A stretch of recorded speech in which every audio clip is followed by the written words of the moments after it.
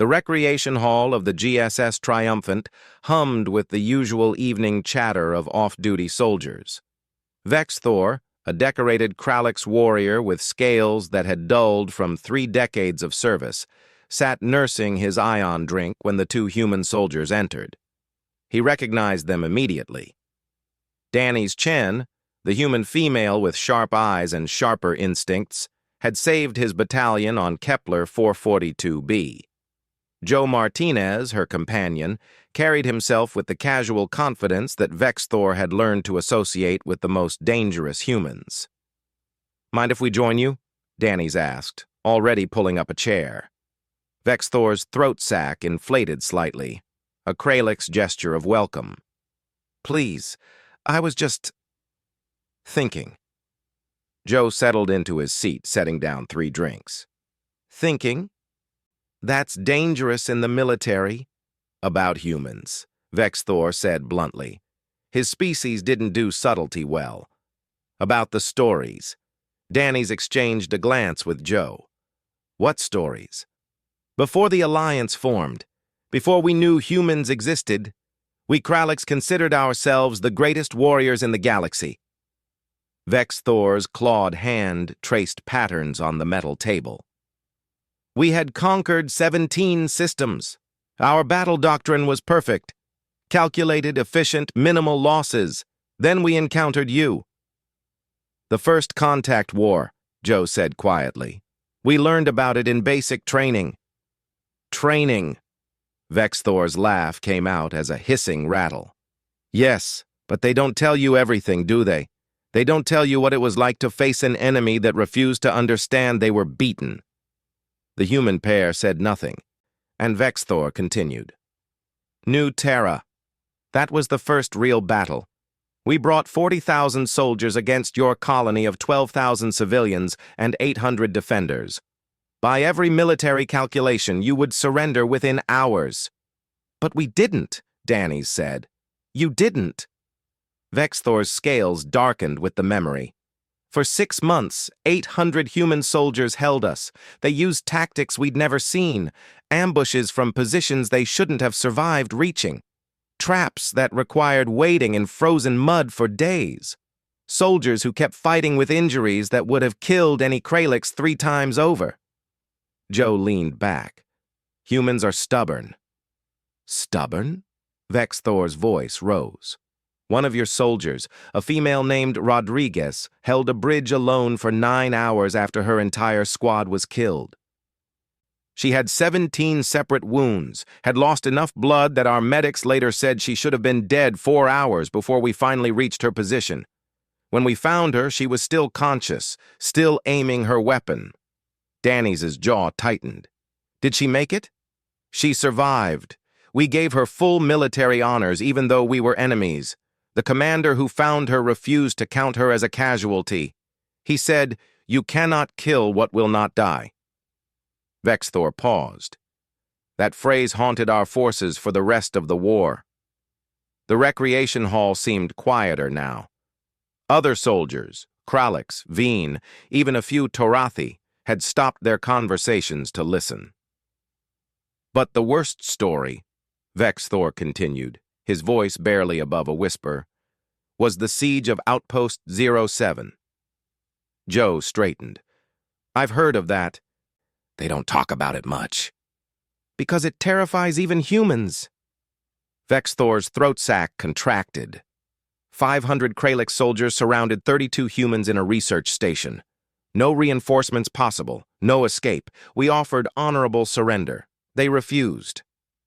"Let me guess," Danny said, her voice hard. "They held out." "For 3 weeks. But that wasn't what scared us." Vexthor's scales began changing colors, a sign of deep distress in his species. "On the final day when we breached the station, we found only 12 humans still alive, wounded, starving out of ammunition." "And?" Joe prompted. "And they charged us, 12 humans, some barely able to walk, armed with nothing but improvised weapons and fury. They sang songs as they came at us, battle hymns from your ancient wars. They were laughing, Joe. Laughing as they died." The silence that followed was absolute. "We killed them all," Vex Thor continued. "We had no choice. But I was there. I saw a human female, no older than Dany's, take out 3 of my soldiers with a sharpened pipe before she fell. I watched a human male drag himself forward on a broken leg to detonate an improvised explosive, taking 5 more Kraliks with him." Dany's face had gone pale. That's insane." "Yes," Vex Thor agreed. "That's what we thought. That's what we reported to command. The humans are insane. They don't fear death. They embrace it." He looked directly at both humans. "Do you know what our psychological warfare division concluded?" "What?" Joe asked. "That humans don't have a survival instinct like other species. That you replaced it with something else. Something that values victory, honor, protecting others, more than your own lives. That you're all collectively, functionally, insane." Joe snorted. "That's one way to put it. But it's not true, is it?" Vex Thor leaned forward. "I've fought beside humans for 15 years now. I've seen Dany's cry when her squad mates died. I've watched Joe risk everything to save civilians who weren't even our species. You value life. You fear death." "So what's the difference?" Dany's asked softly. "You choose," Vex Thor said simply. "Every Kralix, every Veen, every other species, we fight because we're ordered to, because survival demands it, because evolution programmed it into us. But humans? You choose to stand when logic says run. You choose to fight when survival says surrender. You choose to sacrifice when every instinct screams to save yourselves." He stood, his massive frame towering over the seated humans. "That's what makes those stories bone-chilling, my friends. Not that humans are fearless or insane, but that you're just as afraid as anyone else, and you do it anyway." Vex Thor placed a clawed hand on each of their shoulders, a gesture of deep respect among Kraliks. "I'm honored to serve beside you, both of you. But I'm also glad we're allies now." His scales rippled with what might have been amusement. "Because those stories, they still give me nightmares." As Vex Thor walked away, Dany's and Joe sat in silence. Around them, the recreation hall slowly came back to life, conversations resuming in hushed tones.